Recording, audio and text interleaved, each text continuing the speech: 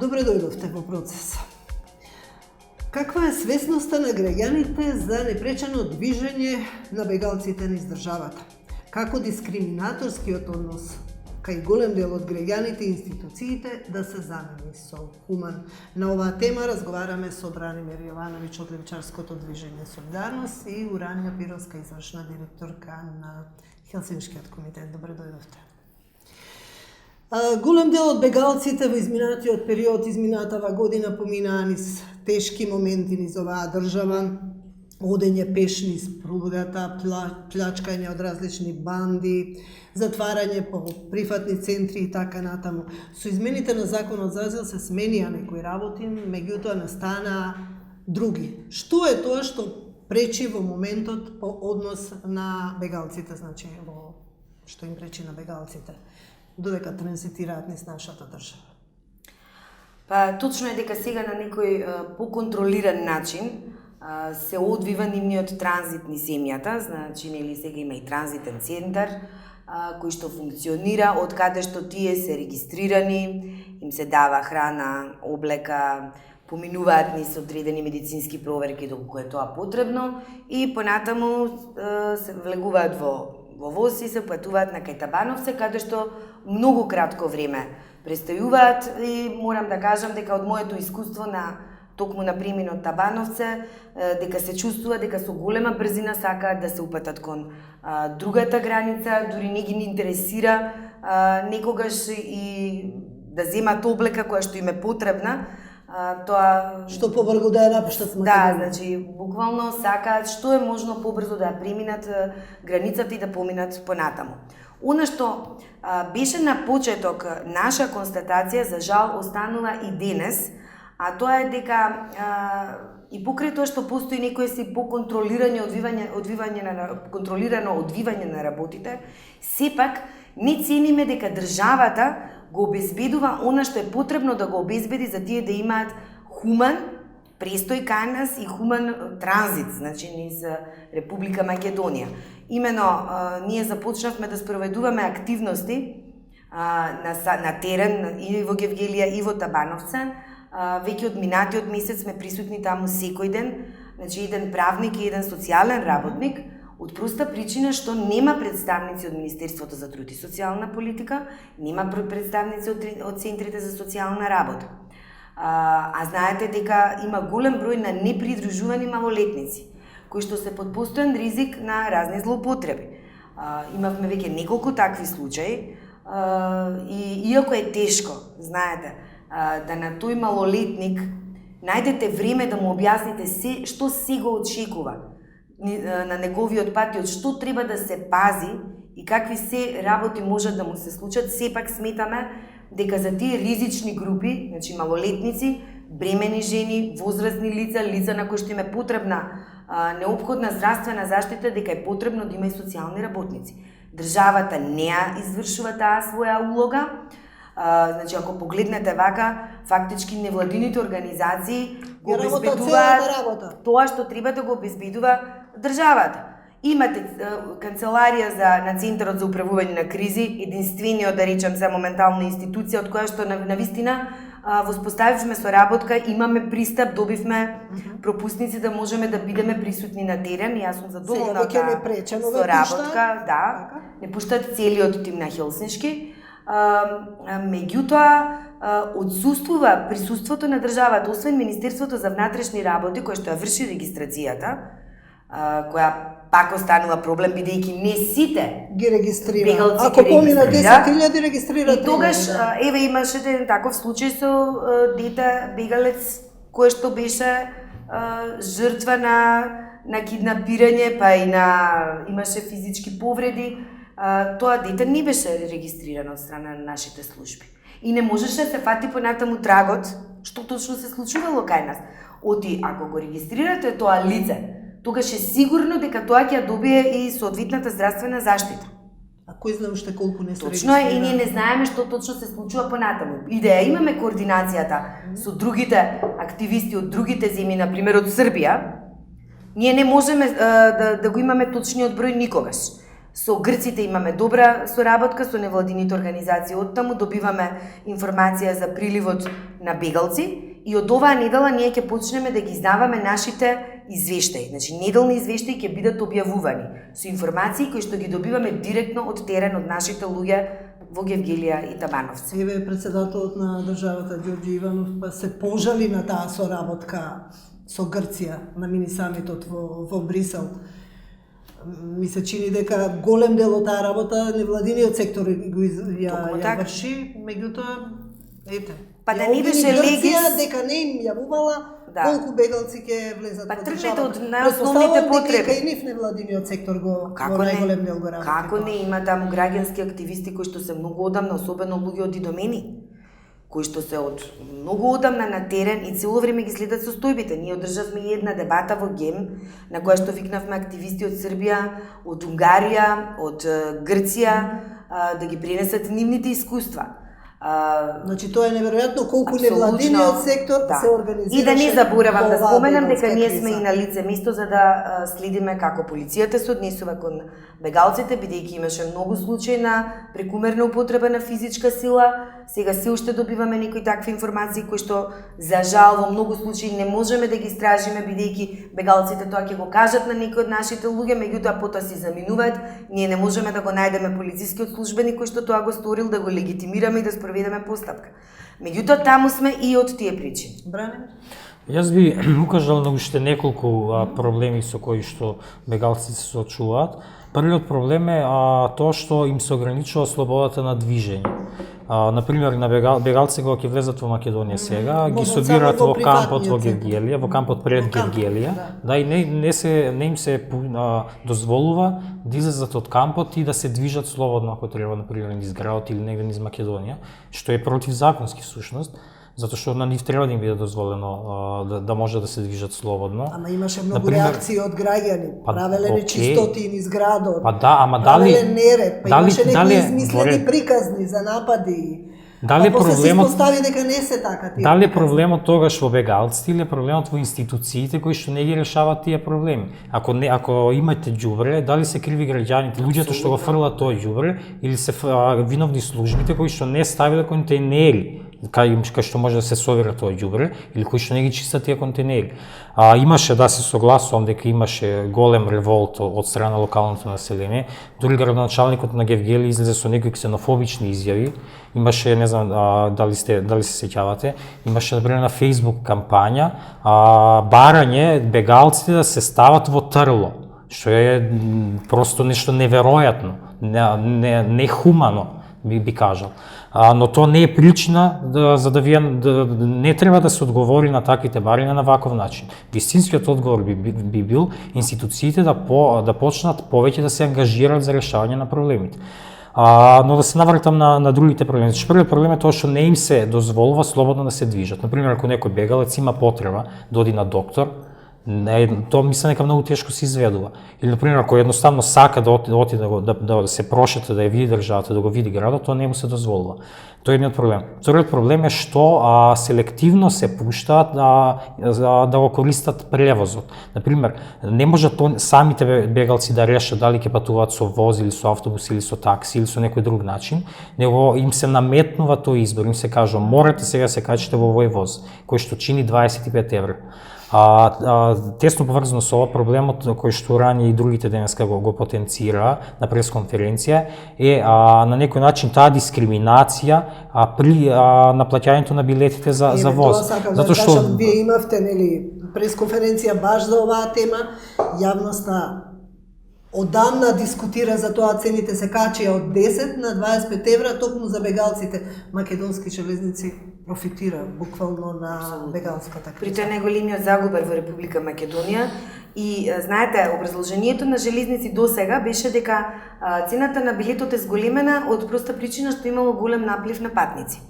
Меѓутоа, тоа од друга страна значи дека ако во случај да зголемите цената на билетот, тогаш треба да им овозможите и подобри услуги. Вие знаете дека тоа не се случува. При тоа, апсолутно дека постои директна дискриминација. Во нашиот устав се предвидува дека странците буквално се еднакви како и другите граѓани на Република Македонија пред уставот и законите. Исто така и што се однесува на користењето на јавни услуги и јавен превоз, значи во случајов не постои поинаков третман за странците кои што транзитираат низ нашата земја. Точно, при тоа не ми е јасно како е дозволено, значи да се наплатува билет во евра и да не се издава фискална сметка. Имаме информација дека од вчера е поставена билетарница, но повторно, значи се издаваат билетите без фискална сметка и цената на билетот останува иста. Значи за да се промени цената на билетот, пред се треба да постои одлука на Македонски железници. Ние неколку пати апелиравме да образложат и да во јавност излезат со одлуката за зголемување на цената на билетот. Знаете дека и Народниот правобранител реагирал и доставил препорака, меѓутоа јас колку што знам досега, релевантно образложение за такво нешто не постои. И точно ова што го зборува Бранимир. Кога штрajkуваше железница, бе организирани автобуси кои што ги чека, значи мора да се качи во автобус. Или таксистите, вие знаете дека и тука имаше проблем. И таксистите им наплаќа енормно високи цени. Цената за превоз од Гевгелија до Табановци, јас колку што разбрав од некои бегалци, беше од 400 до 600 евра.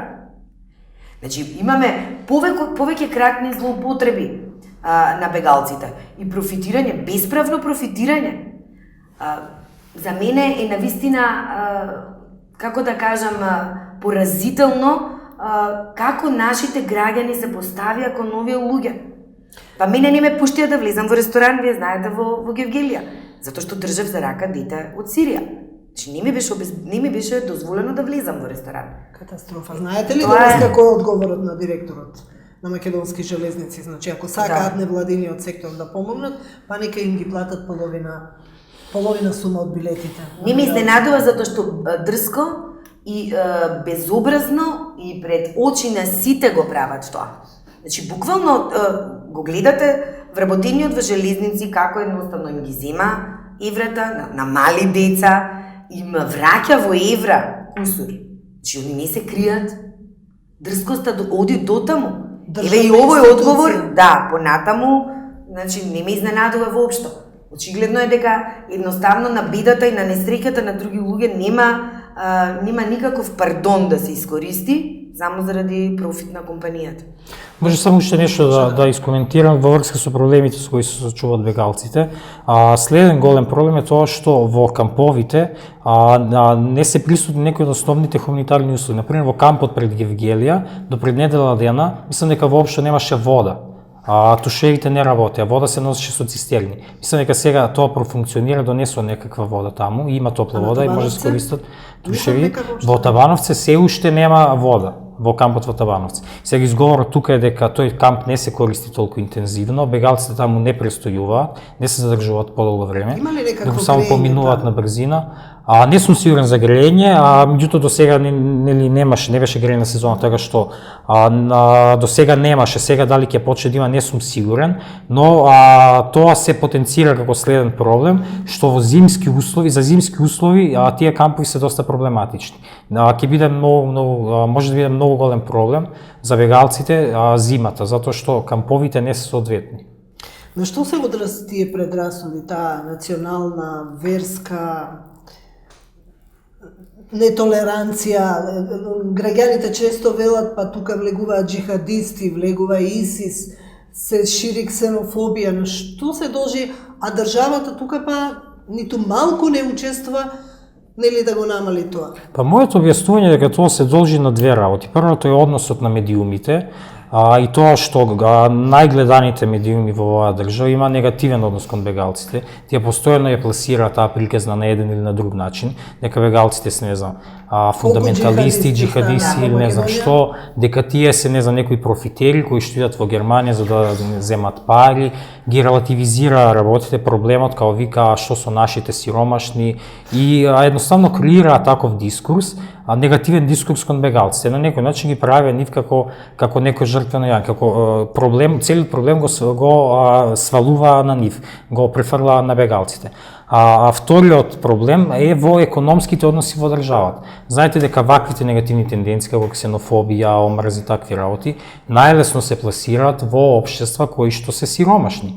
Најлесно е ти на човек кој што нема леп да јаде, да му кажеш тоа што ти си сиромашен е заради некој друг. Е заради не знам албанците или муслиманите или ИСИС или И сите сега или нешто висока тако. политика расправаат. Па да, тоа е, мислам, Сите тензиите... гледат причината зошто доаѓаат од таму. Практично, според мене, власта бегалците ги користи како оправдување за своите неуспеси. Своите неуспеси во насока на подобрување на животот на граѓаните, власта ги демаскира преку бегалците. На некој начин бегалците ги користи како жртвена јагна. При тоа нема никаква логика тука.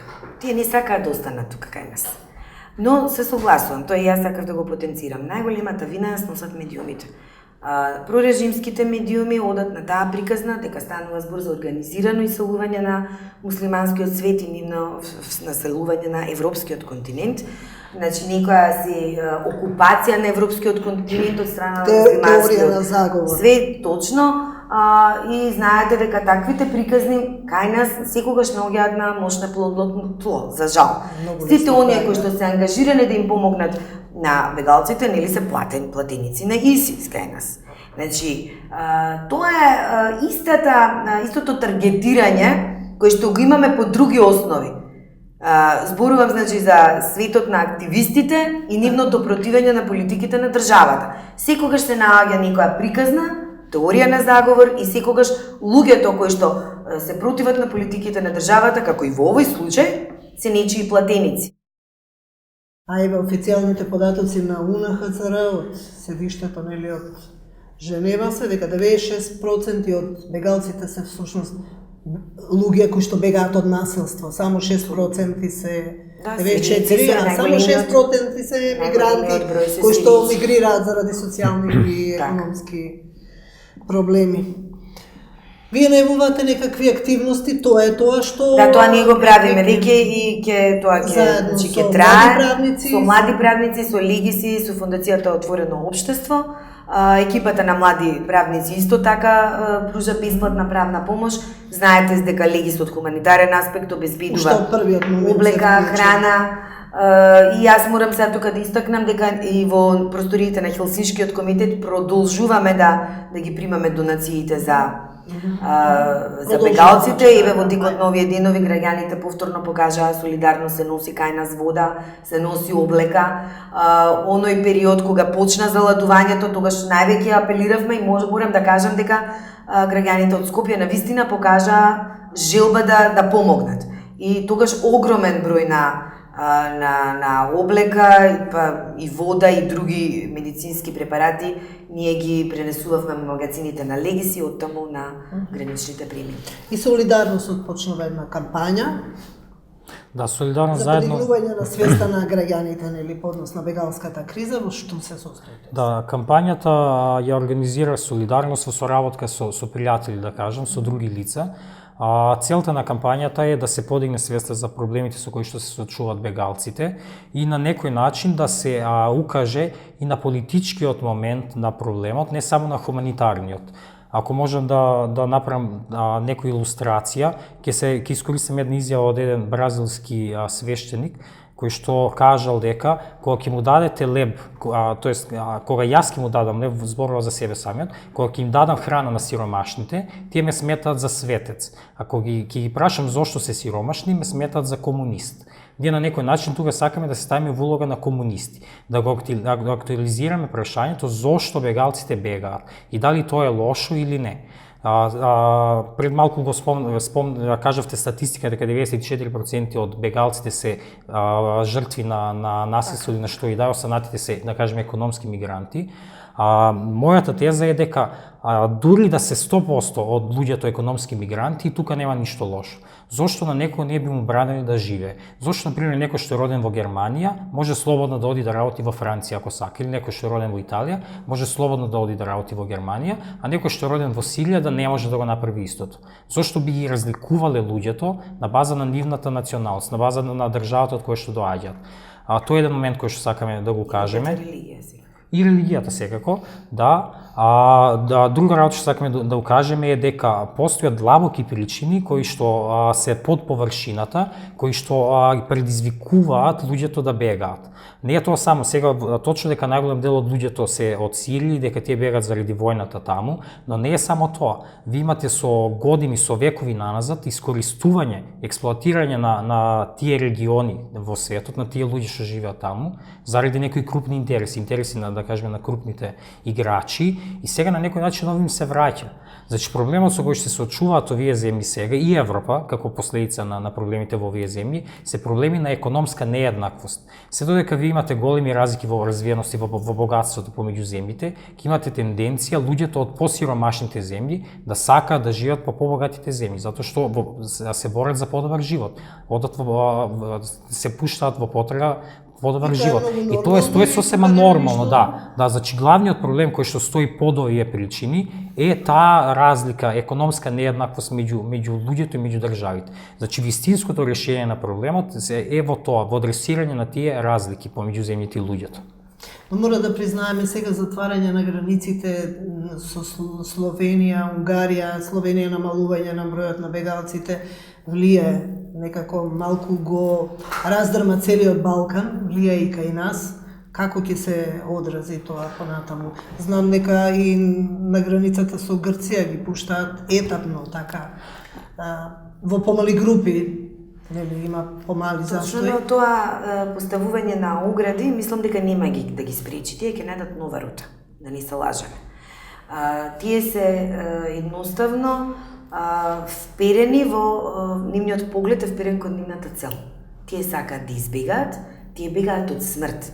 Сакаат да ги спасат своите животи и животите на своите деца. Не постои поголем порив од тој. Според мене поставувањето на огради нема да допринесе со тоа да се намали бегалската криза. Тие нема да се вратат назад. Вие знаете дека имаше регионална конференција на земјите кои што се моментално на некој начин погодени од бегалската криза и секоја држава ги кажа своите капацитети, колку може луѓе да прими во својата земја. Јас не слушнав за Македонија да биде кажана бројката.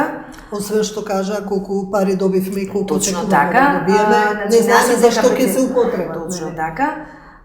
Исто така јас присуствував на една средба во Европарламентот каде што повторно земјите од Западен Балкан, каде што се разговараше за бегалската криза и при тоа некои од европретениците директно ги критикува политиките на ЕУ кога станува збор за бегалската криза и потенцира дека секоја земја членка на Европската Унија треба во реципроцитет да ги преземе обврските по однос на бегалците и нивната инклузија во нивните држави. Затоа што некои од државите буквално се повлекуваат и не сакаат, нели, да примат во своите земји. Бараат само христијани, моментално најотворени земји за бегалците се Германија, Шведска, Англија. При тоа морам да кажам дека европарламентарката која што го говореше, тоа беше од Шведска, навистина многу хумани сваќање и ние не можеме да ја лоцираме никако одговорноста за ова што се случува само кон Македонија, кон нашата држава. Сепак тука има голема улога и влијание и политиката на Европската Унија. Која што не се покажа и која не го предвиде солидарна, точно, да не забораваме дека Европската Унија, темелите на Европската Унија почиваат врз мощни хумани темели кои што претпоставуваат солидарност, хуманост и поготово во вакви ситуации. Дефинитивно човештвото потврди однос на бегалската криза. Само што ова ме интересира во што ќе се состои вашата кампања? Кампањата има два дела. Првиот дел е изработување на постери за подигнување на јавната свест и тие постери ќе се споделуваат онлайн, виртуелно и реално.